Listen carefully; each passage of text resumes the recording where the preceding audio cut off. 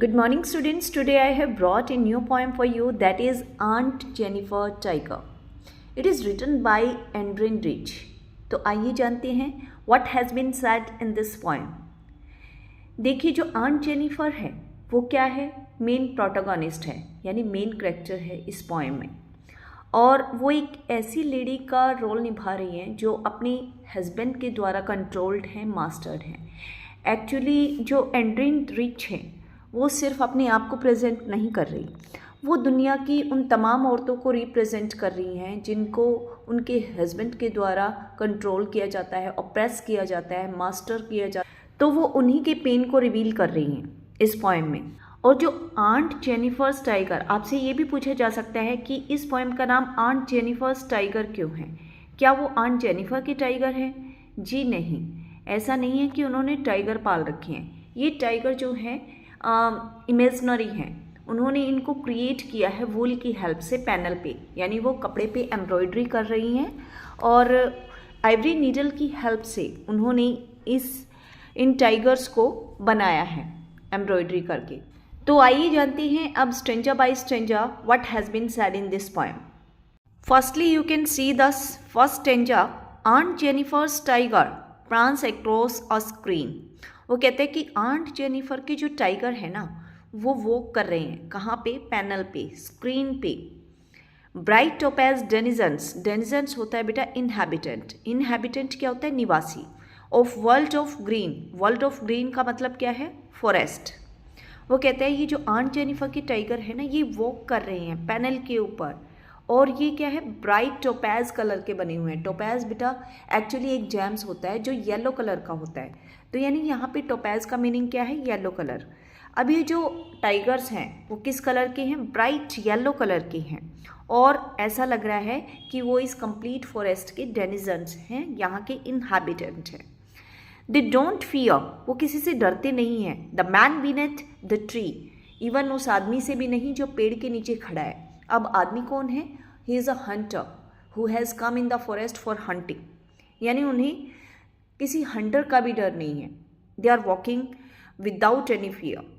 They pace in slick chivalric certainty, यानी वो बड़े ब्रेवरी के साथ, बड़े बोल्ड तरीके से, बड़े कॉन्फिडेंस के साथ चल रहे हैं, बड़े एलिगेंस के साथ चल रहे हैं, और उन्हें किसी का भी डर नहीं। You can see the second stanza, aunt Jennifer fingers fluttering through the wool. अब जो आंट जेनिफर अपनी टाइगर्स को क्रिएट कर रही हैं पैनल के ऊपर, यानी जब वो एम्ब्रॉयडरी बना रही है with the help of wool, with the help of Ivory needle, तो क्या है उनके हाथों से जो आइवरी नीडल है वो उसको पुल भी नहीं कर पा रही और उनके हाथ कांप रहे हैं। अब देखो बेटा यहाँ पे ना एक डिफरेंट मीनिंग दिया गया है इन लाइन्स के थ्रू, यानी आंट जेनिफर की जो उंगलियाँ हैं वो क्यों फ्लटर कर रही हैं, क्यों मतलब कांप रही हैं, किस लिए? इसलिए नहीं कि वो फिज़िकली बहुत वीक हैं, बल्कि इसलिए कि जो उन्होंने अपनी उंगली में वेडिंग बैंड को पहना है वो बहुत भारी लग रहा है उसको। भारी का मतलब ये नहीं कि वो वेट में भारी है, भारी का मतलब ये है कि उनको शादी के बाद इतना कंट्रोल किया जाता है, इतना ऑप्रेस किया जाता है कि उनके मन में डर बैठ गया है, इतना डरी हुई हैं वो, इतने फ्राइटेंड हैं कि उनसे ये आइवरी नीडल को पुल करना भी बहुत ही डिफ़िकल्ट हो गया है। स्लिट heavily upon the aunt Jennifer hand, यानी ये जो बैंड है ये आंट जेनिफर के हैंड पे इस तरह से बैठ गया है कि वो फ्रीली एम्ब्रॉयडरी भी नहीं कर पा रही। अब इसमें पोइट एक और चीज़ कन्वे करना चाहती हैं, एक ऐसी औरत को दिखाना चाहती हैं जो आफ्टर मैरिज कितनी बर्डनड है, उसके ऊपर बहुत सारी रिस्पॉन्सिबिलिटीज़ हैं, उससे बहुत सारी एक्सपेक्टेशन की जाती हैं शादी के बाद। और जब ये सोसाइटी हमारे से इतनी एक्सपेक्टेशन रखती है, इन लॉज फैमिली जब हमारे को रिस्पॉन्सिबिलिटी देते हैं, तो ये वेडिंग खुद ब खुद एक बर्डन बन जाती है। तो यही आंट जेनिफर की लाइफ का सच है कि वो अपनी शादी से बिल्कुल भी हैप्पी नहीं हैं। उनके हस्बैंड उनको कंट्रोल करते हैं, उनको मास्टर करते हैं, उनको प्रेस करते हैं। इसी वजह से क्या है वो हर टाइम बहुत ज़्यादा भयभीत रहती हैं, और ये जो बैंड है जो उन्होंने फिंगर में पहना हुआ है वो बहुत हैवी लग रहा है उनको। So now you can see the last stanza, when aunt is dead.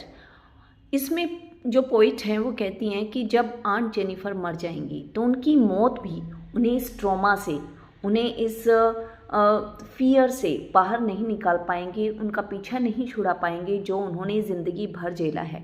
यानी उनके हस्बैंड ने जो सारी ज़िंदगी उनके ऊपर अत्याचार किए हैं वो मरने के बाद भी कम होने वाले नहीं हैं। लोग उन्हें इसीलिए याद करेंगे, अरे बेचारे बहुत ट्रॉमा झेला उसने पूरी ज़िंदगी, बहुत अत्याचार सहे, लेकिन फिर भी अपनी गृहस्थी को बनाए रखा, तो ऐसी औरत के रूप में उसे याद किया जाएगा। The tigers in the panel that made, आप देखो क्या कहा गया है कि जो टाइगर जो आंट जेनिफर ने क्रिएट की हैं पैनल पे with the help of wool, with the help of Ivory needle, वो क्या है, वो हमेशा के लिए इटर्नल हैं। इटर्नल मीन्स वो क्या है, अमर हैं। वो ऐसे ही वो करते रहेंगे with confidence, with grace, without any fear. वो सारी ज़िंदगी इस पैनल के ऊपर वैसे ही चलेंगे। लेकिन जो आंट जेनिफर हैं वो एक ऐसी औरत के रूप में याद की जाएंगी, अरे बेचारी बहुत अच्छी थी, उसने तो क्या है बहुत ट्रॉमा झेला पूरी ज़िंदगी, लेकिन अपनी गृहस्थी को नहीं उजड़ने दिया।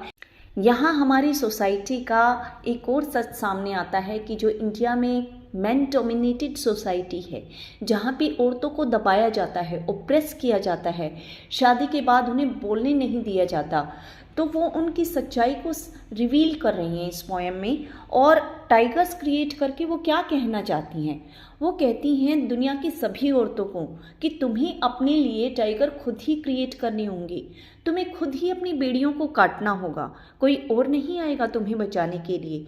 यानी इस पोएम के थ्रू वो क्या है, वो ये चाह रही हैं कि मैं भी इन टाइगर्स की तरह फ्रीली वॉक करूं, with confidence, without any fear. काश मैं भी इन टाइगर्स की तरह चल पाती, मुझे भी किसी चीज़ का डर नहीं होता। तो वो अपनी स्प्रेस डिज़ायर को इन टाइगर्स के थ्रू रिवील कर रही हैं।